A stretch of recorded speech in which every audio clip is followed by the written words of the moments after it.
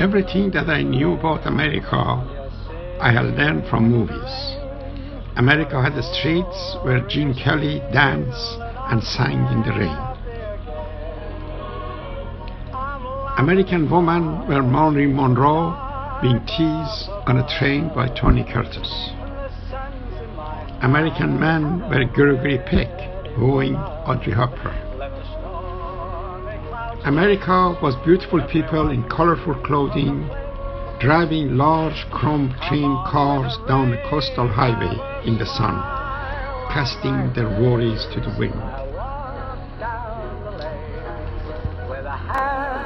In 1961, I was a 19-year-old and full of dreams, and I decided to go to America.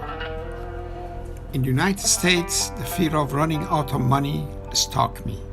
My world from my arrival in 1961 through most of the 60s was a lonely world of low-paying jobs and study. I worked in a paintbrush factory in Queens, where I stood on the assembly line picking up brush and attaching it to the handle and then putting it on the conveyor belt.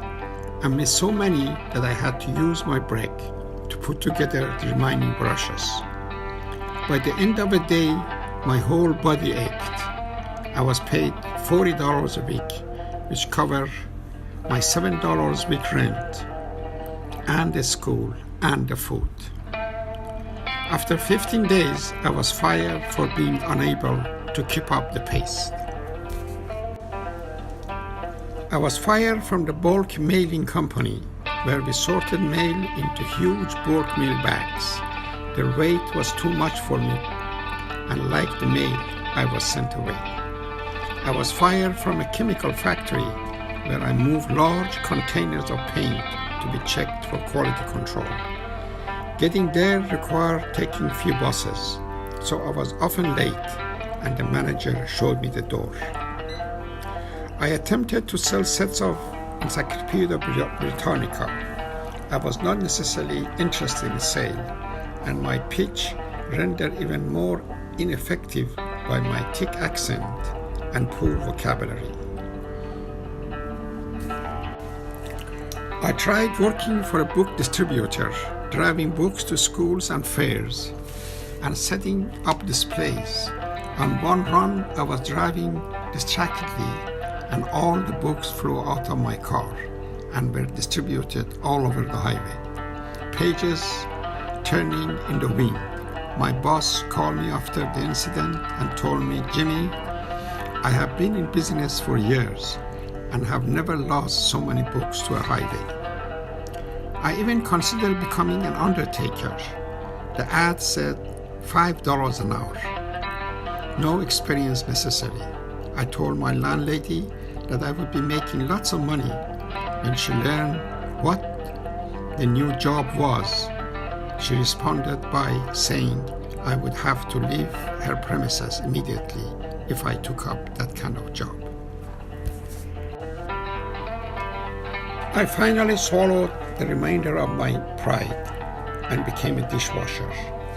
One evening there was a large Italian wedding reception, and hundreds of dishes were floating into the kitchen. My apron was soaked. I took a short break.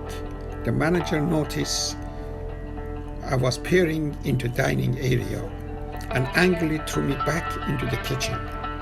I fell to the floor, slamming my head in the refrigerator.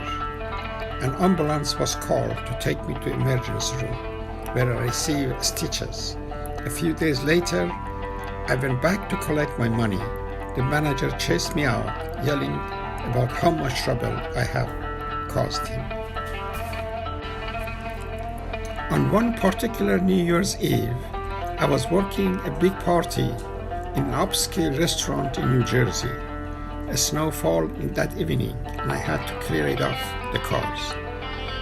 The guests were supposed to tip me 25 cents, but most of them were too drunk to remember.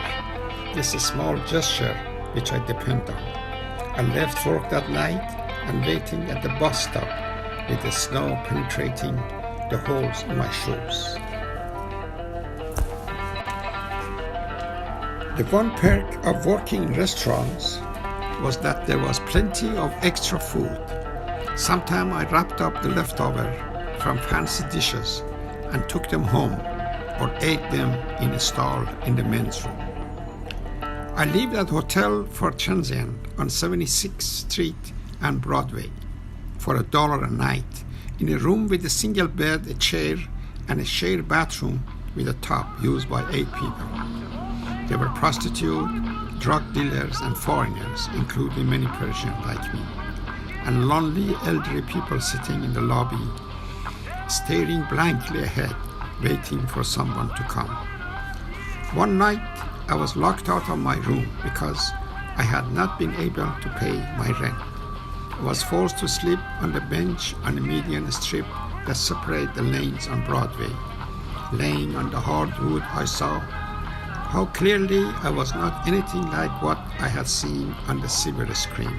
I was just a broke and struggling immigrant, sleeping on a bench whose American dream had been downsized to escaping the kitchen and becoming a waiter.